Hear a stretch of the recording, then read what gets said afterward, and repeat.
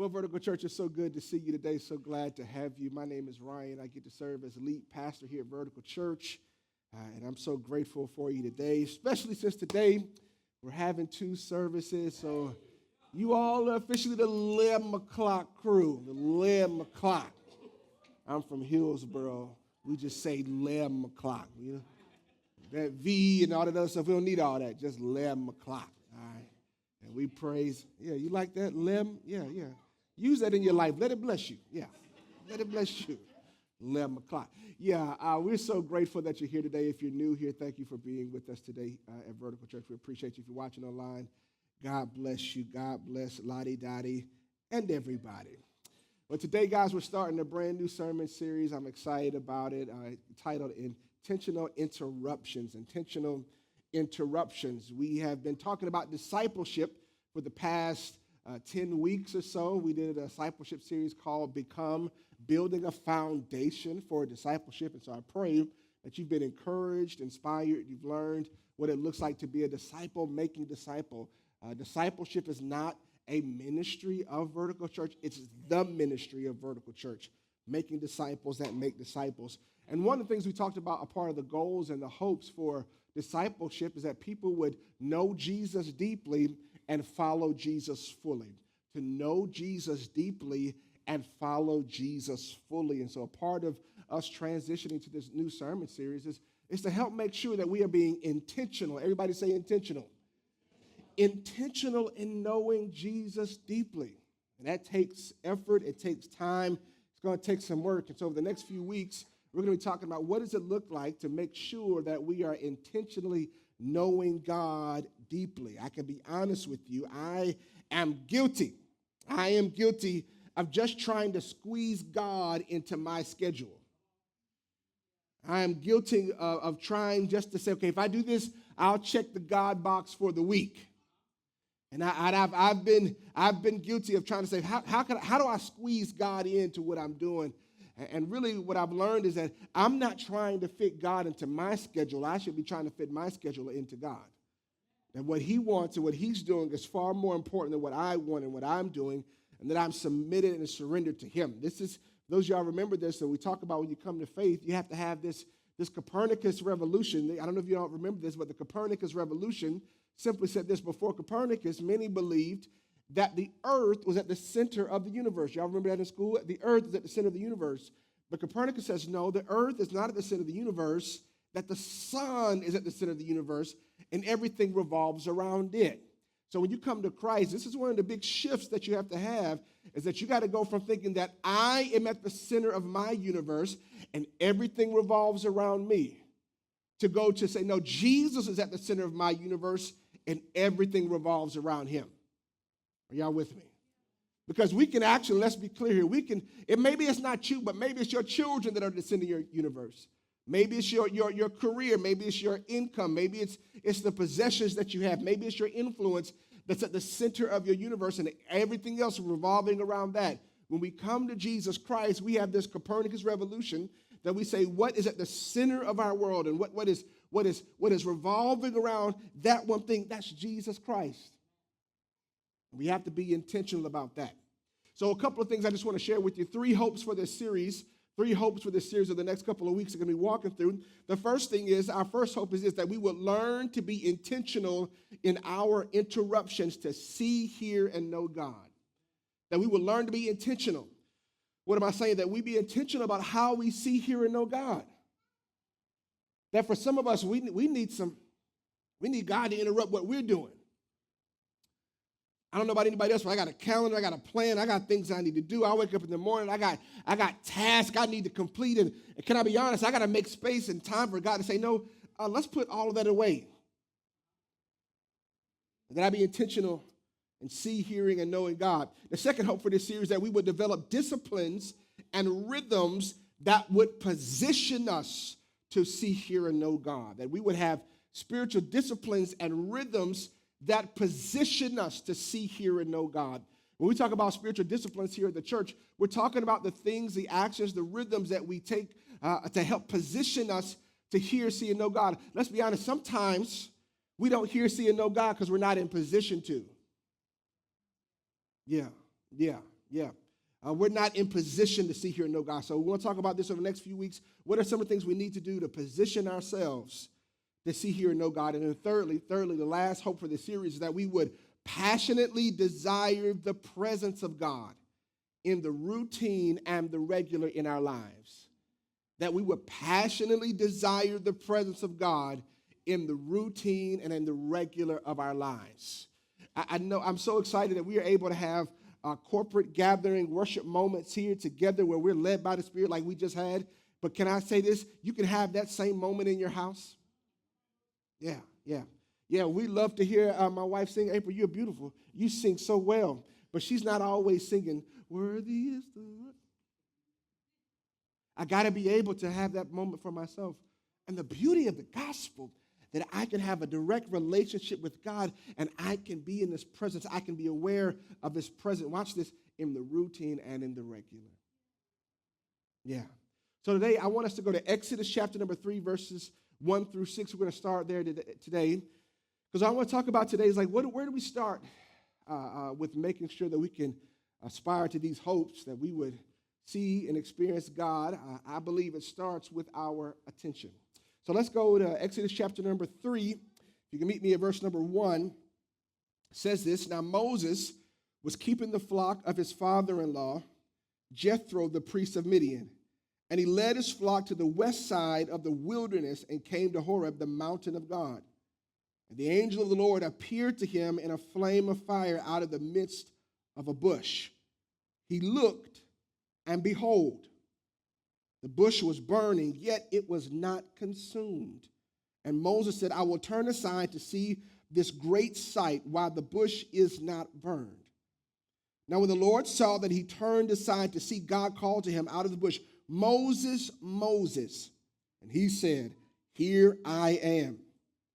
Then he said, do not come near. Take your sandals off your feet, for the place on which you are standing is holy ground.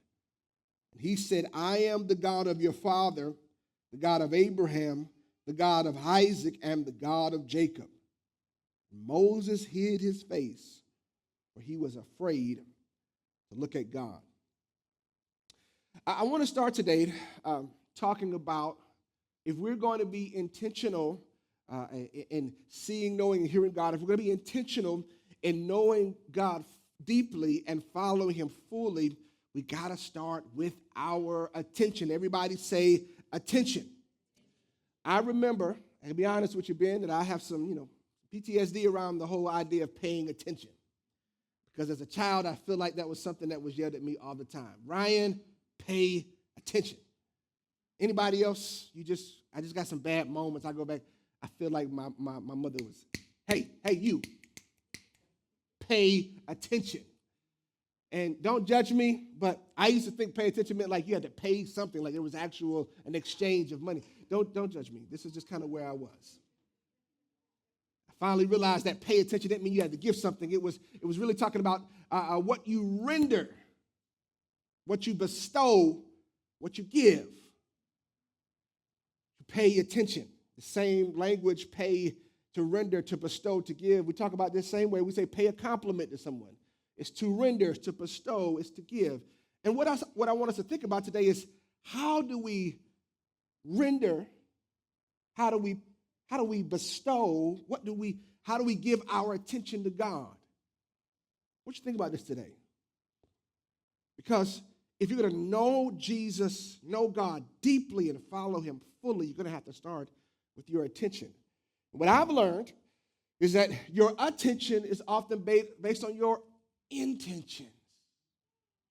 And if God is your intention, stay with me, if knowing Him and following Him and pursuing His mission and pursuing His work is your intention, He will always have your attention.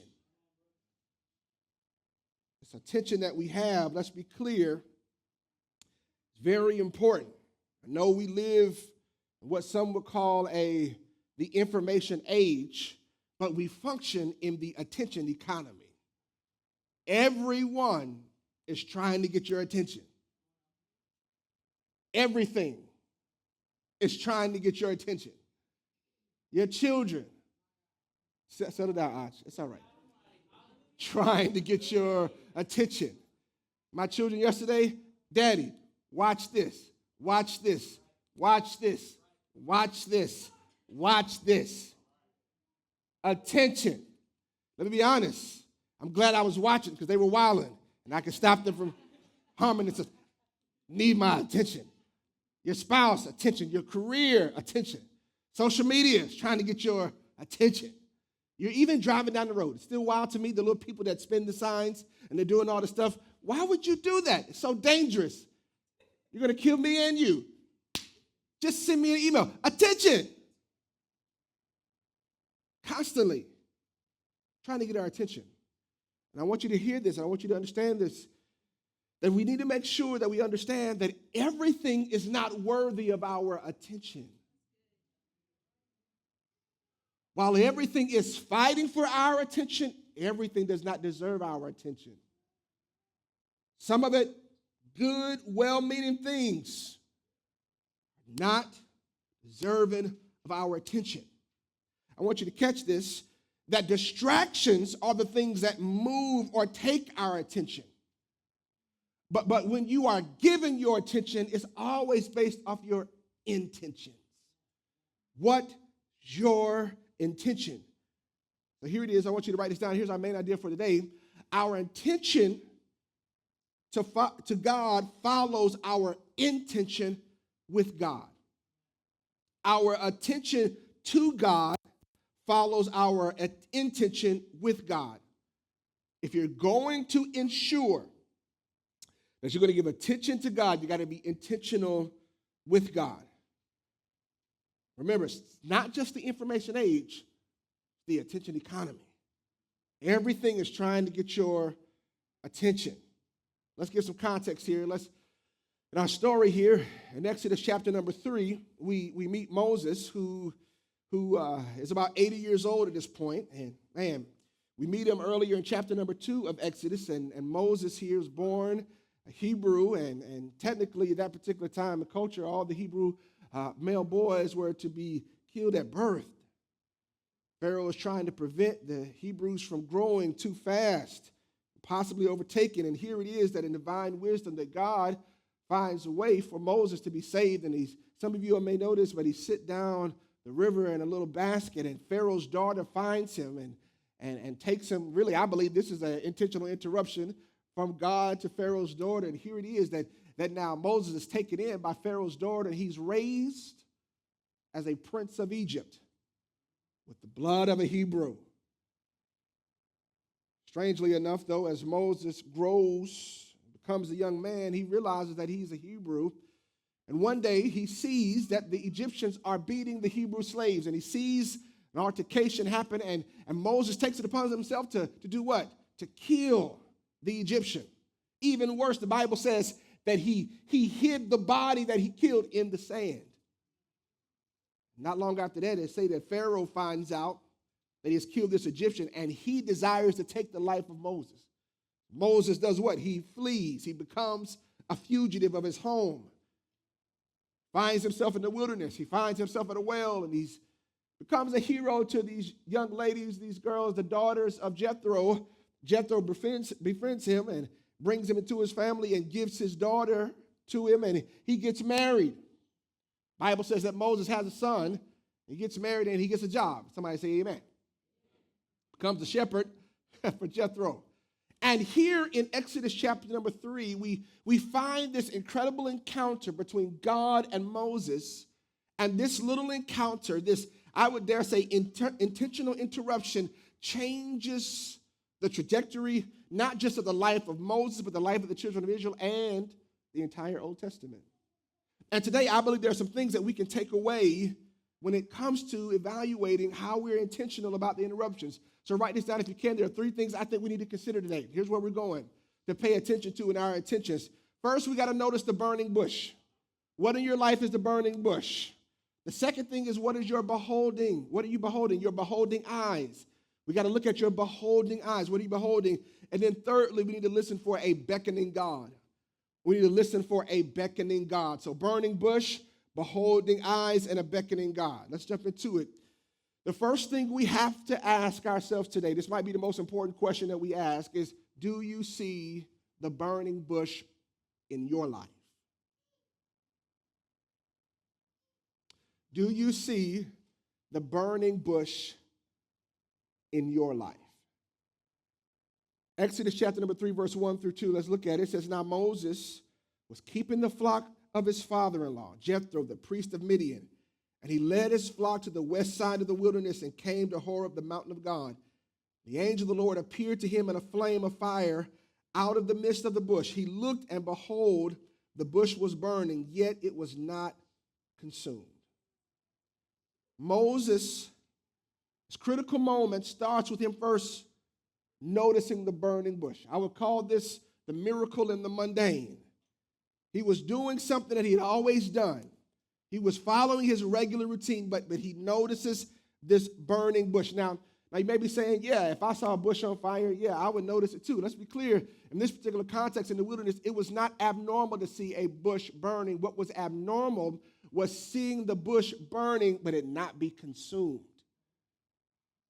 This picture of this bush burning and not being consumed painted this picture that something was happening here. What was happening was not abnormal to see, but how it was happening was very, very different. I want you to think about this for a second. Do you see the things in your life that are burning bushes? Things that God is doing that may be in the regular routine, that may just reflect that God is present? That's what the burning bush represents for Moses. It's this idea that the sovereign, all-powerful, almighty God is here. Question I want you to think about it. Are you blind to maybe some burning bushes in your life? Are you moving so fast? Are you so busy? Are you so consumed with all the different things you have to do every single day that you miss the burning bush in your life? Maybe you're like me. When I was praying through this, I said, man, I couldn't possibly be missing the burning bushes. And the Lord's like, man, maybe you are.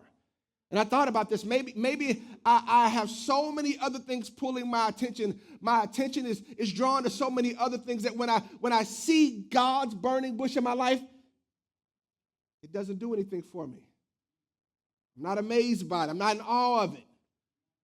It's kind of like this idea of tasting a strawberry after you eat a chocolate bar. Think about it. If you eat a chocolate bar, whatever your preference is, Twix, Reese's Pieces. Somebody give me a settle down. Snickers. Okay. Hey. Three Musketeers. I don't know what your number is. Let me get something from my older people. 0. Was that a shot? My bad. I'm sorry. I didn't mean to do that. But you have your chocolate bar. If you eat that chocolate bar and then you try to eat a strawberry immediately afterward, guess what that strawberry doesn't taste? It doesn't taste as sweet. Why? Because you've been consuming something artificial that a natural thing is not even sweet. See, this is what I've learned about my relationship with God, that sometimes I'm consuming so much superficial, artificial things that when I experience God, it just doesn't taste as sweet. Can I be honest with you? Like this is just also applied to just how I interact with the world at large, that sometimes I can look for my affirmation from artificial places. And then when I get it from a real, authentic, natural place, I don't appreciate it. Are you missing the bush? See, the burning bush. What is the burning bush in your life? The burning bush in your life is the place in your life or the thing in your life that is shimmering with grace, alerting you to the presence of God and the possibility that God is at work. The burning bush is not necessarily something that is a blessing or some overwhelming thing that is lightning and thunder and God saying, I'm here. No, it's in the subtle thing.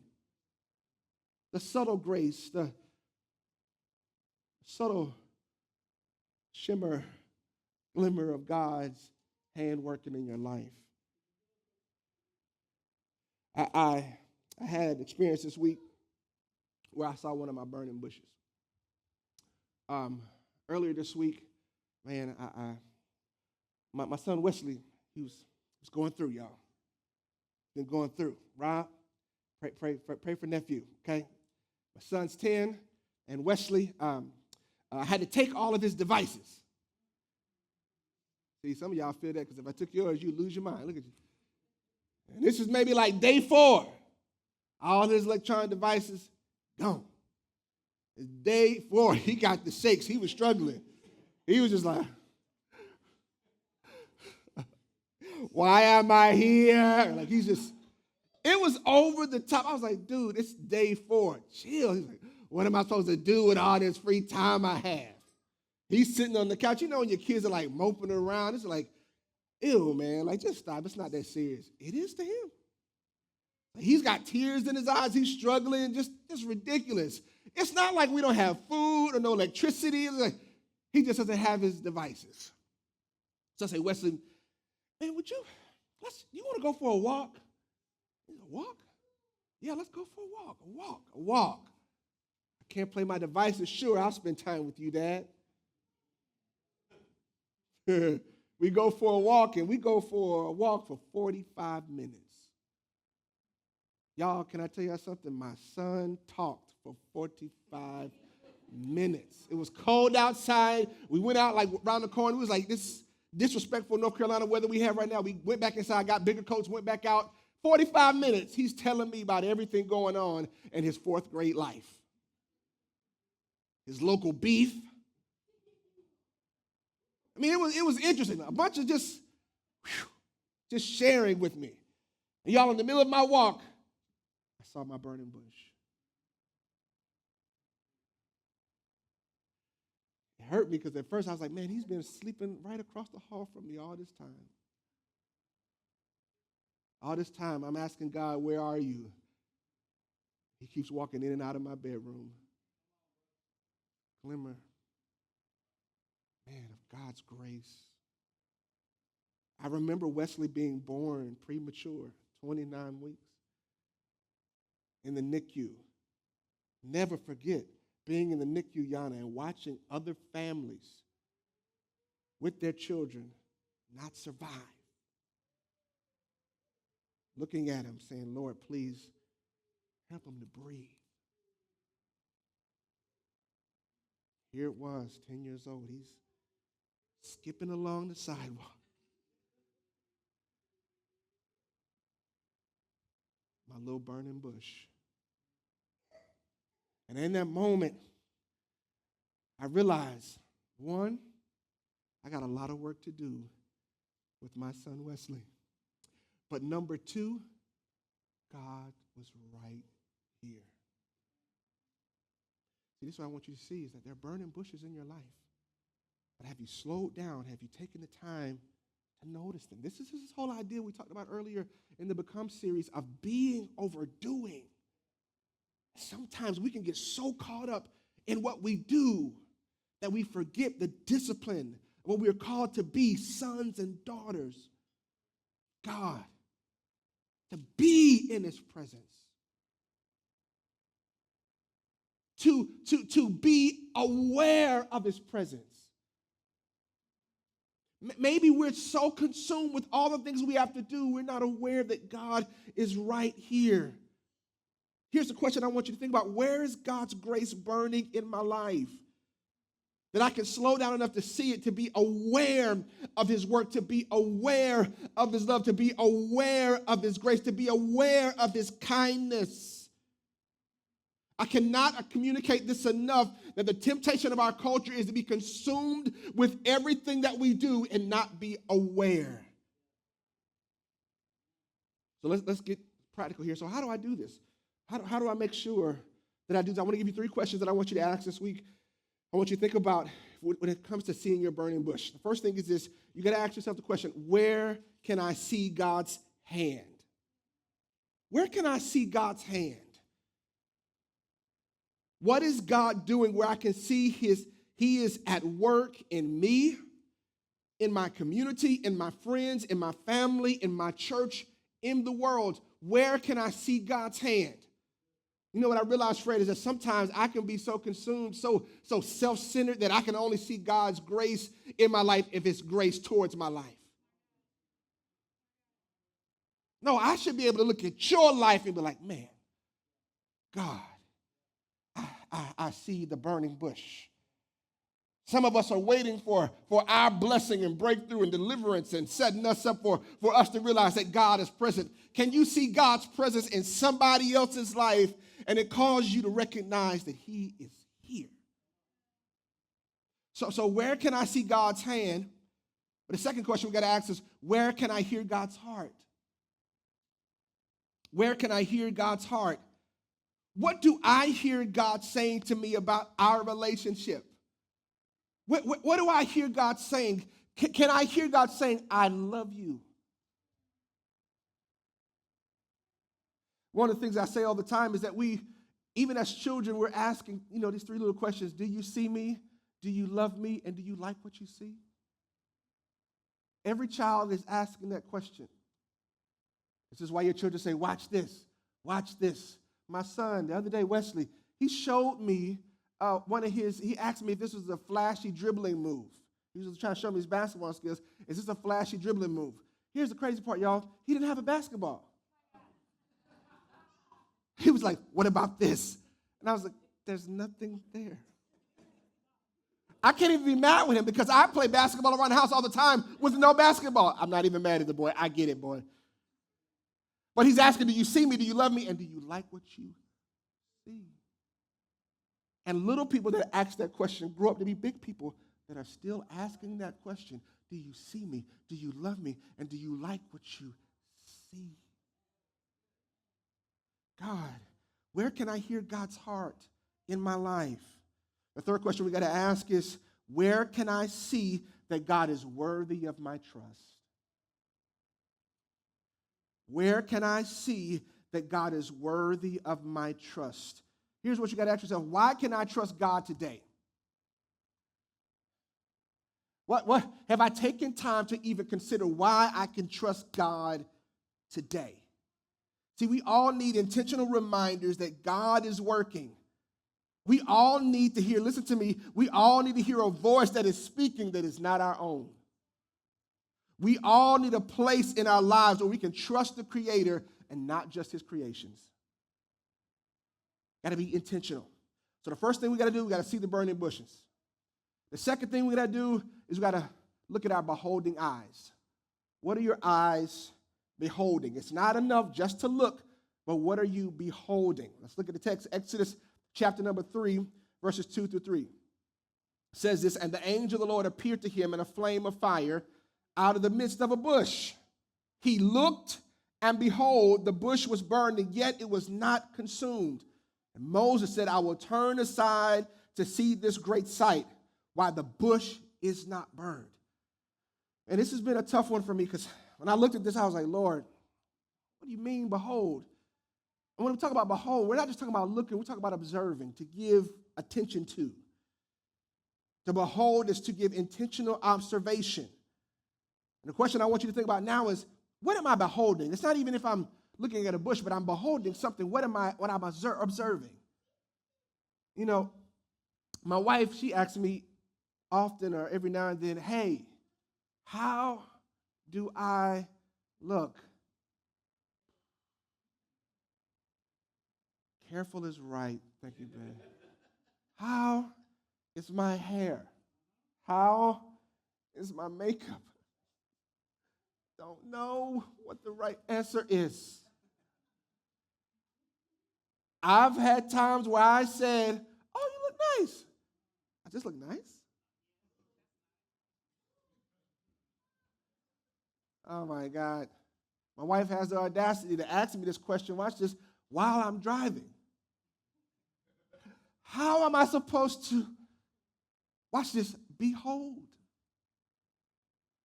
No, Oz, I'm not going to figure it out. Fred, move quickly. But I want you to think about this. To really appreciate something, you need to behold it. You need to see it. You need to give it attention. You need to take time. We need to behold God at work in our lives. And I think sometimes we don't even take time to even notice and look. Me and Wesley just went on a walk, and I'm so thankful that the Spirit convicted me. Are you realizing what's happening right now? This walk for me and my son turned into a burning bush in my life. Something regular, something routine. April and I, we used to watch a TV show called MasterChef. Anybody ever heard that, MasterChef? We used to watch a TV show called MasterChef, and we liked the show because we like food, but we're not ashamed. We like seeing people get judged. You know what? I'm not the only one. Let's keep it real. Let's keep it 100. I'm not the only one. There's something about watching somebody else. We're like, you know what? They really dropped the ball. I'm not a chef. I can't cook a thing, but I feel like I can judge everyone. If you get on a TV show, that's what just happened. I came here to judge you. One of my favorite parts of the show, though, is when they're given an assignment or a task to do something, and one of the judges say, hey, we're going to show you how to do it. One of my favorite things, if you have not done this before, go look it up. Go watch Chef Ramsay, Gordon Ramsay, fillet a salmon. Oh, my goodness. It's amazing. I've never even touched one, but just watching him, I was like, oh, my God, this is amazing. It's beautiful. It's masterful. It's artistic. I know you're judging me. When you get home today, go to YouTube and go watch Your Pastor Said So. Gordon Ramsay fillet of salmon. It's beautiful. Me and my wife were watching, and we were like this. Oh. And what we realized is, man, we're in awe because we're watching a master at work. Got to hear this. That God is a master at work. And it should cause us to be in awe of him. But if we don't take time to see the burning bush, if we don't take time to behold, to observe, to give intention to give attention to, we will miss it. This ordinary thing should be something that points us to God. This is what I want to encourage you today to do, is to slow down and behold him. Behold his power. The beauty of the burning bush is that the burning bush reveals the presence of God. God is actively moving right here. God's sovereignty is constantly at work. God's power is constantly at work. God's hand is constantly at work. Are you moving slow enough to notice it? What are you beholding? What are you looking on? What are you thinking about? It takes spiritual maturity, hear me, to see and notice a burning bush and have the sense and wisdom to stop, behold it, take your shoes off and worship God. That's what we're called to do. If God is our intention, he'll have our attention. That we lean into this thing with God. We lean into what he says. We lean into who he is. We lean into his heart. We lean into his power. Are you beholding? Man, this is the first place I have to start. I struggle with this, y'all. I told y'all a couple weeks ago, your pastor doesn't like to read the Bible. Let me say it again for someone who needs to be set free. I don't like to read the Bible, but I love God. That's why I read the Bible. Can I be honest with you? It's still not easy. There have been times in my life, like this year, I take time to do my personal study, God, and I'm looking at my watch more than I'm looking at the Bible. Okay, I'm not the only one. Don't sit there and look at me like that. Thank you. Oh, I've been here 20 minutes. Good job, boy. Well, man, can I just keep it 100 with you? 20. Man, I've really sat with you, Lord. You good? I'm good. Now, don't you leave me today. We don't take time to behold. Let me see if I can give us an example of this. Rob, come on up here for me, brother. Yeah. This is my best friend since the 6th grade. About to get weird, bro. All right, I love you. Take the Bible, 2 hands. 2 hands. Let's go stand over there for me over in that corner. Yeah. Good job, Rob. You look wonderful today. Physical specimen. My man. Listen, That's what I need you to do, Rob. Find you a verse in there, just anywhere. Anyone you like. No, man, no, on the page you're on, brother. I mess with you. You're good, bro. I mess with you. So I need you to do. You got a verse? Oh, yeah, well, man, we're waiting for you. We got nothing else to do, man. Just hanging out. Man, can y'all believe? You good? You got one yet? There you go. You don't feel pressured. That's all I need you to do. I want you to, you looking up at me? There you go. Here's what I want you to do. I want you to read that verse and run across this room at the same time. All right? 3, 2, 1, let's go. Read and run. Oh, you are beautiful. You're good. You're good. Right there. Stop right there. Now, listen. I want y'all to see this. Thank you, Aria. I want y'all to see this. That I feel like that's how we read the Bible. We got somewhere else to go, but we're trying to do this, be with God at the same time. When I'm looking at my watch, more than I'm looking at my Bible, I got this to do and I got this to do. And that's how we try to read the Bible. Let me see the Bible one more time. Pop, there you go. Go back that way. There you go. Go back over there. We're going to try it again. That's where I was. But can I show you where I usually am? Let me show it to you. All right, Rob. Behold, you are beautiful. Man, was that even in here? Okay. Oh, the other page? Okay, my fault. My bad, bro. I got you. Okay, you ready? This is what I want you to do now, Rob. I want you to run and read the Bible. Whenever you're ready. Good effort. He took a breath. He was like, ah. Can I be honest? That's how I read the Bible. I'm not even holding it as I'm running. Sometimes I'm not even beholding God. Let me just get it out the way. How are you beholding God? You can sit down, Pop. I appreciate you, bro. Yeah, my man. How are you beholding God? Are you trying to do this and that? Are you trying to be present with him and somebody else? Are you trying to accomplish his mission and yours? What's your intention? It's hard for us to say to God, God, you're the most important thing, and this we're running with the Bible, trying to do it at the same time. Your intention will lead your attention. So here's how I want you to think about this. How does this affect us? I believe that where and what our hearts behold impact how our hearts burn. Where and what our eyes behold impact how our hearts burn. One of my favorite stories, Luke 24.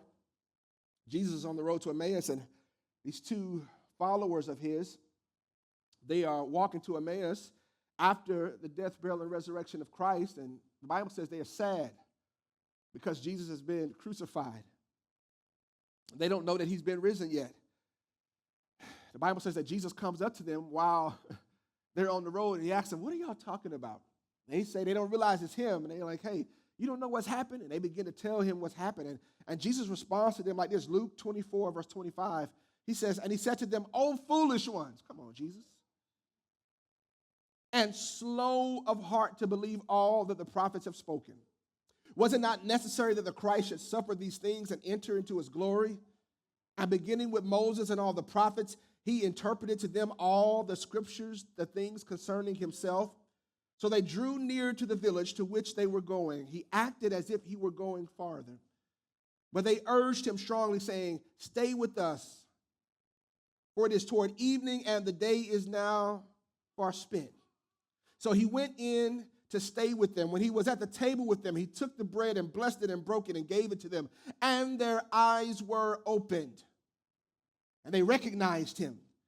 And he vanished from their sight. They said to each other, watch the text, did not our hearts burn within us while he talked to us on the road, while he opened to us the scriptures? Verse 33, here's the most important part for me. And they rose that same hour and returned to Jerusalem, and they found the 11 and those who were with them and gathered together, saying, the Lord has risen indeed and has appeared to Simon.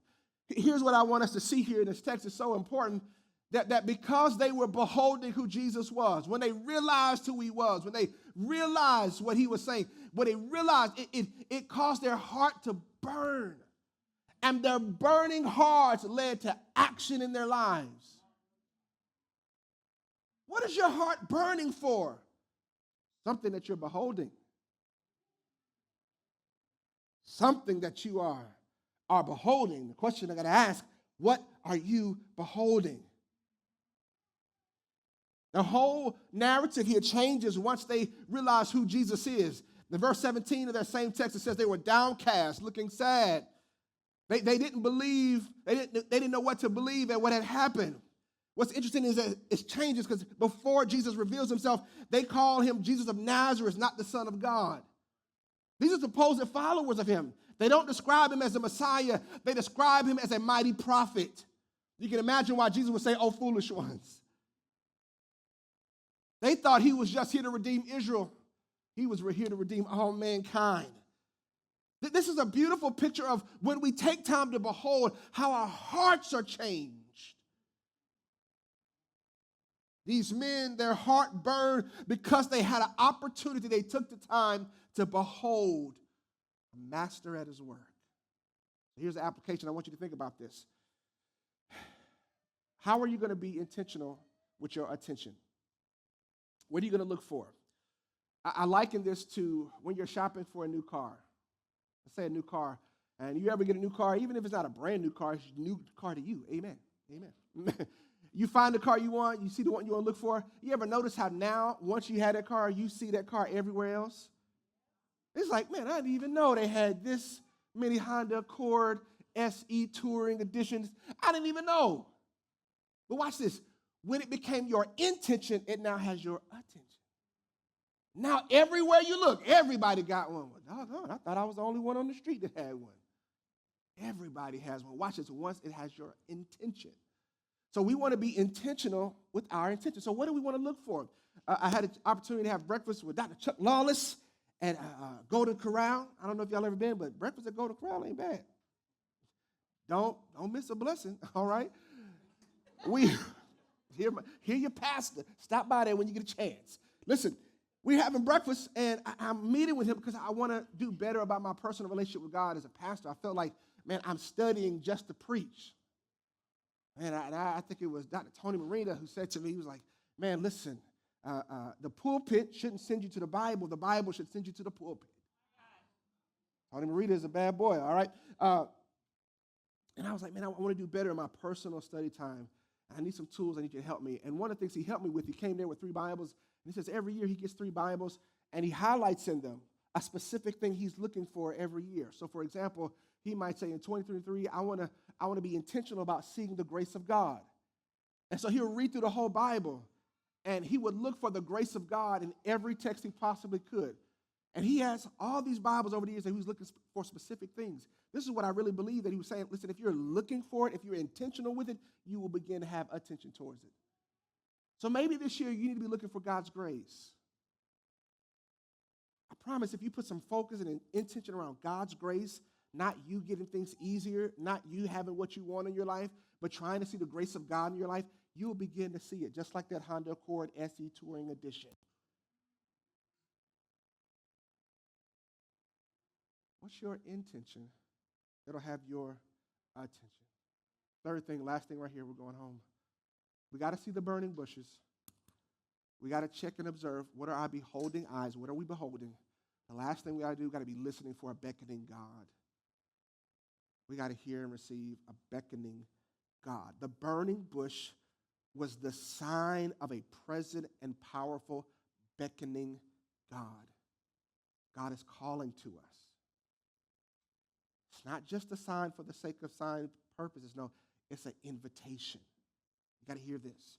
Exodus chapter number 3, verse 4 through 6. When the Lord saw that he turned aside to see, God called to him out of the bush, Moses, Moses. And he said, here I am. I want y'all to see this. Don't miss this in the text. That God doesn't speak until Moses looks. The moment that Moses turns and looks, then God decides to speak. When God realizes that he has Moses' intention and attention, then he begins to share and invite him. What in your life that you're saying, God, I want you to speak to me? He's like, how? You're just running. You want me to speak when I don't even have your attention? You want direction, but I don't even have your attention? You want affirmation, but I can't even get your attention? He says when he notices that he saw that he turned aside to see. This is spiritual maturity. Turn aside to see. God called to him out of the bush, Moses, Moses, and he said, here I am. Then he said, do not come near. Take your sandals off your feet, for the place on which you are standing is holy ground. And he said, watch this, I am the God of your father, the God of Abraham, the God of Isaac, and the God of Jacob. I love this Aj because he says, listen, this is who I am. I am here. I don't know who this is for today, but I feel that God is trying to say to you this morning that I'm here. You're looking for lightning and thunder and some big thing. God's like, no, I'm here. In the regular, in the routine, I'm present. I see you, I know you, and I want you to see me. I want you to know me. The bush is not a blessing for Moses. It's a beckoning of God. Not just for Moses, but ultimately for the children of Israel as a whole. Let's go down to verse 23 through 25. He says this, during those many days the king of Egypt died, and the people of Israel groaned because of their slavery and cried out for help. Their cry for rescue from slavery came up to God, and God heard their groaning, and God remembered his covenant with Abraham, with Isaac, and with Jacob. And God saw the people of Israel, and God knew. What sets up chapter number 3, what sets in motion Moses even being born and sent down the river and the burning bush, what sets all that in motion is the people of God were moaning and groaning for a rescue from God, and God hears them. And he's trying to free them from slavery so he can free them for relationship. We talked about this in the story of Gomer and Hosea, how Hosea, he doesn't free Gomer for ownership. He frees her for relationship. Beckoning, come close to me. This picture should be one that Moses never forgets. That in this bush, that God shows his sovereignty. I have power, I have authority, I am sovereign, and I am here. See, I want to tell you that your burning bush says that to you today. It's just a glimmer, it's just a glimpse, it's just this little thing in the regular routine where God is trying to show you that I have power, I have authority, I am sovereign, and I am here. Can you receive that today? God is here. Here's what he's calling our attention to. He calls our attention to who he is. That's the first thing that God calls our attention to his identity, who he is. And he also helps us understand that we should know and call our attention to how he feels. If you go read verses 7 through 8, you'll begin to see God's compassion for the people, the children of Israel. He also calls his attention to his mission. God, what are you trying to do? Not what am I trying to do? See, when you see a burning bush, it calls you to think about God, his power, his presence, but also his plan. Because that's that last thing, he calls attention to how God can work through us. Let's apply this last point here. What about the character of God is he calling you to see right now? Man, when I saw Wesley, we were walking down the street for those 45 minutes, the character of God that I saw was God's faithfulness. Man. Y'all, I got a lot of work to do with that boy, but listen, God is faithful. It's funny because, man, even in that 45-minute walk, I'll be honest with you, as a father, there are times I look at my son, I'm like, man, I got so much work to do, but man, my son has a tender heart. Wesley is extremely compassionate. It's interesting because how I like to highlight the flaws in me, I've mistakenly done that with him. And God had to slow me down to see him as a burning bush, to see that my son is so compassionate. And when I saw the compassion in my son, it made me think about the compassion of God. His faithfulness, his love, his care. Here's what we want to do this week. I want you to think about these 3 things. 3 things you got to do this week. Write these down if you can. Number 1, notice. Make an extra effort to notice what God is doing.